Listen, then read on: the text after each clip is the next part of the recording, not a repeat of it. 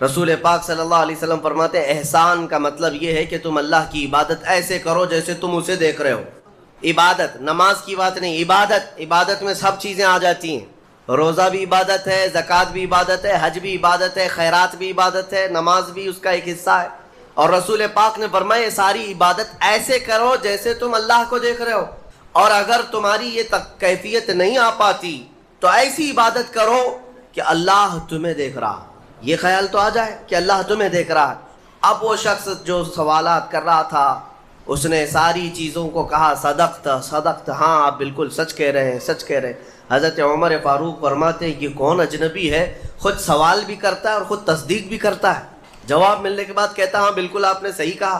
اخیر میں اس نے کہا متی الساعۃ یا رسول اللہ صلی اللہ علیہ وسلم، قیامت کب آئے گی؟ اس کے جواب میں رسول کریم صلی اللہ تعالیٰ علیہ وسلم نے مخفی انداز میں ارشاد فرمایا جتنا پوچھنے والے کو معلوم ہے اتنا ہی پوچھے جانے والے کو بھی.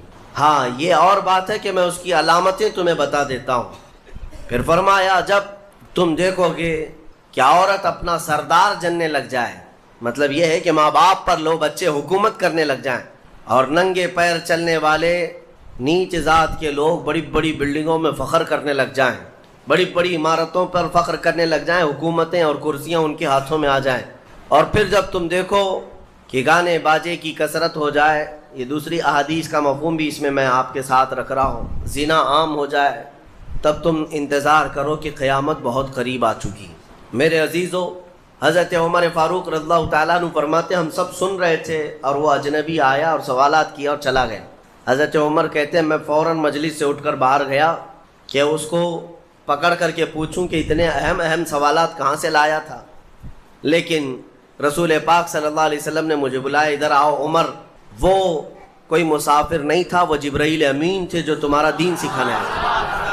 اتاکم جبرائیل یعلمکم دینکم، وہ تمہارا دین سکھانے تمہیں آئے تھے. بہرحال یہ حدیث جبرائیل اس کو کہتے ہیں. اس میں جو لفظ آیا ہے کہ تم اللہ کی عبادت ایسے کرو جیسے تم اسے دیکھ رہے ہو، یہ ہماری پوری زندگی کا حصہ ہونا چاہیے، پوری زندگی کا حصہ. اسی لیے میرے آقا صلی اللہ تعالیٰ علیہ وسلم سے سوال کیا گیا تھا. صحابہ نے پوچھا دنیا کی طاقتور چیزوں میں بڑی طاقت والی چیز کون سی ہے؟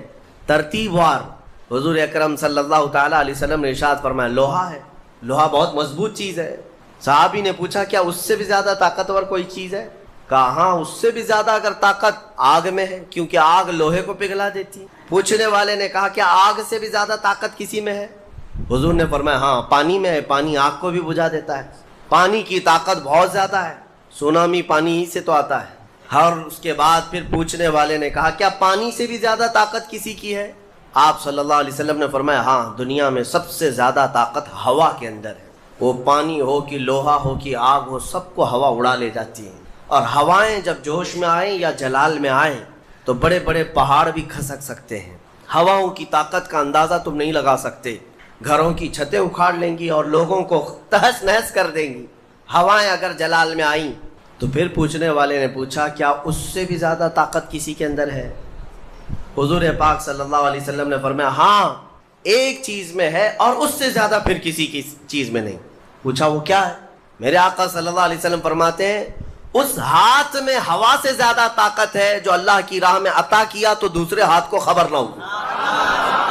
یہ اخلاص والا ہاتھ، اخلاص والا ہاتھ کہ اسے خود خبر نہ ہوئی ہو کہ اس نے اللہ کی راہ میں دیا ہے تو کتنا دیا، کیسے دیا. میرے عزیزو یہ اس کو اخلاص کہتے ہیں. یہ خالص اللہ کے لیے دیا، خالص اللہ کے لیے دیا، اس کی طاقت بہت زیادہ ہے.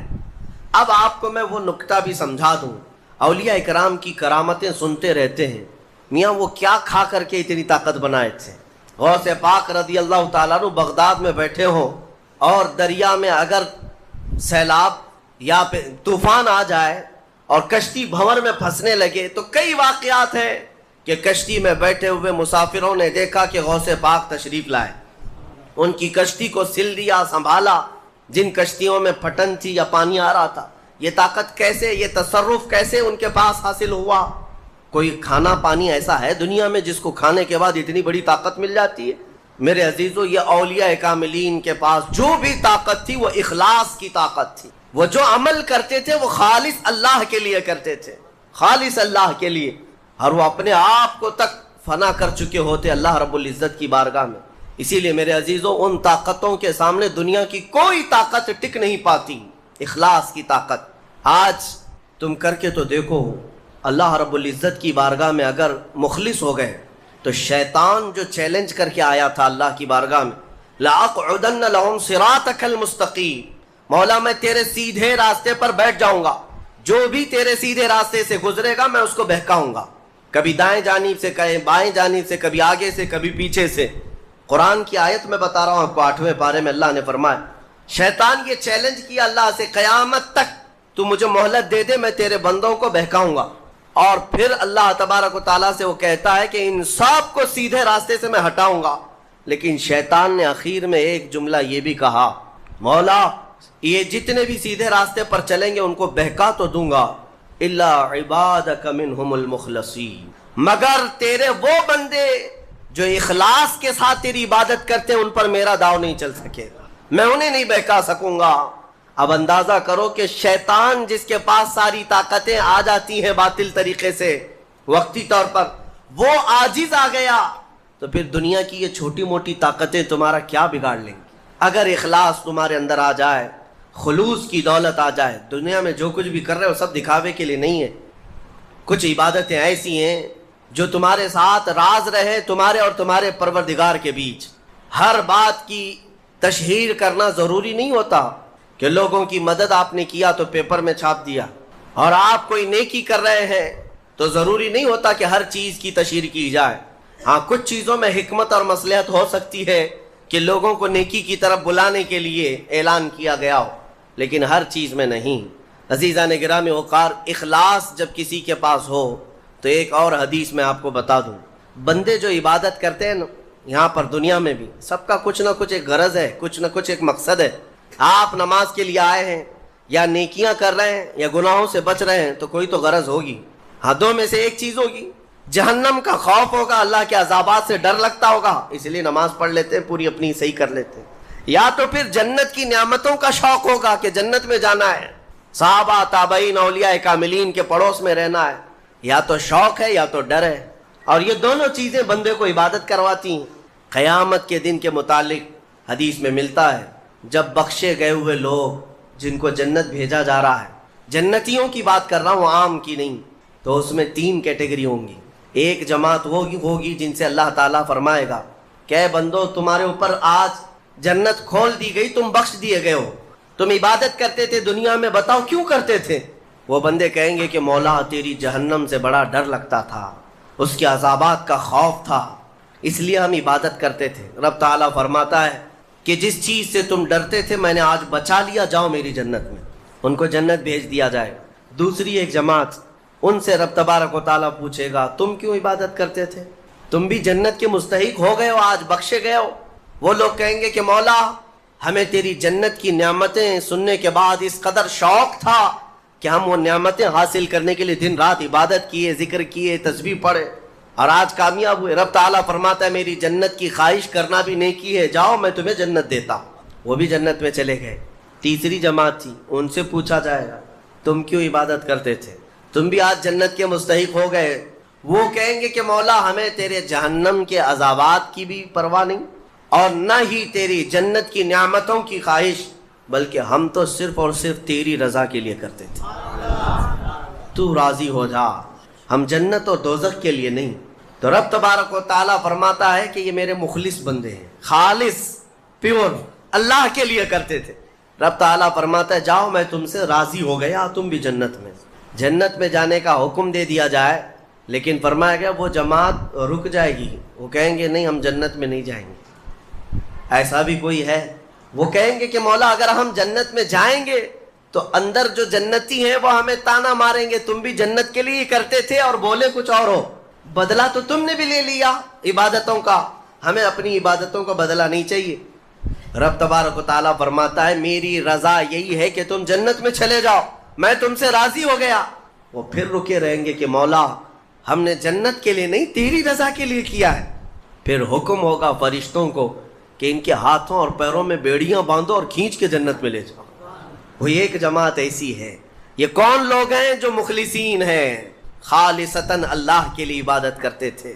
عزیزان گرامی وقار، جو اللہ رب العزت کے لیے کرنے والے لوگ ہیں، اللہ تعالیٰ ان کو ہمیشہ ذلت اور رسوائی سے محفوظ رکھتا ہے. اخلاص. بنی اسرائیل میں ایک خاتون تھی اور اس کا بڑا گھرانہ تھا. اس کا باپ جو تھا وہ بڑا کنجوس اور بخیل آدمی، بڑے پیسے والا.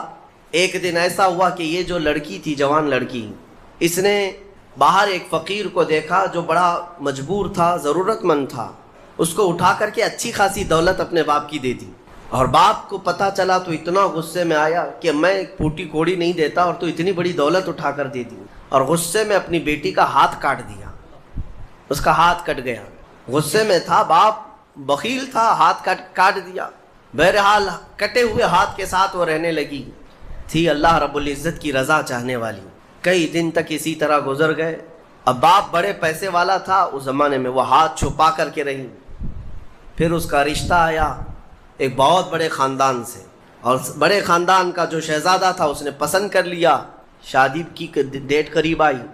ان لوگوں نے ہاتھ نہیں دیکھا، بس چہرہ اور باقی ساری چیزیں دیکھی، اور انہوں نے بھی چھپا رکھا کہ ہاتھ نہیں ہے. کٹے ہوئے ہاتھ کے ساتھ کون شادی کرے گا؟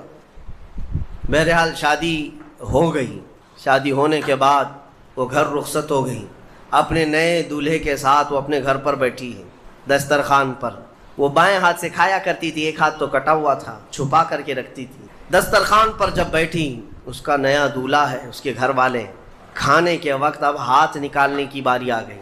وہ بائیں ہاتھ سے کھا رہی تھی تو اس کے شوہر نے کہا کہ کیا سیدھے ہاتھ سے نہیں کھا سکتی؟ سیدھے ہاتھ سے کیوں نہیں کھا سکتی؟ اب اس کے رشتے کے ٹوٹنے کا وقت آ گیا. اگر پتہ چلے تو دھوکہ کیا ہے، کٹے ہوئے ہاتھ کے ساتھ ہمارے ساتھ نکاح ہوا ہے. اس کے آنکھوں میں آنسو آئے. وہ ہاتھ اپنے کپڑے کے اندر ہی چھپائی رہی. اچانک اسے غیب سے ایک آواز آئی، اے میری بندی ہاتھ نکال. اس نے اپنے دوپٹے کے اندر سے ہاتھ نکالا تو سیدھا ہاتھ پورا صحیح سلامت تھا. پھر وہ زمانہ موسیٰ علیہ السلام کا تھا. ان کی بارگاہ میں حاضری دے کر اس نے اپنا یہ واقعہ سنایا.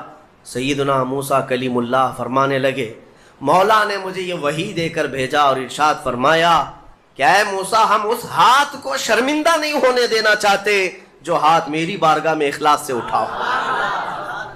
میرے عزیزو، یہ اخلاص کی دولت ہے. جو خالصتاً اللہ کے لیے کچھ کیا ہو، مولا اسے کبھی ذلیل نہیں ہونے دے گا، اسے بے عزت نہیں ہونے دے گا. اسی لیے کچھ کام ایسے کر جاؤ جو خالصتاً اللہ کے لیے ہو. رب تبارک و تعالیٰ کے لیے اب تک کیا کیا ہے اس کا بھی آپ کے پاس کچھ تو ہونا چاہیے.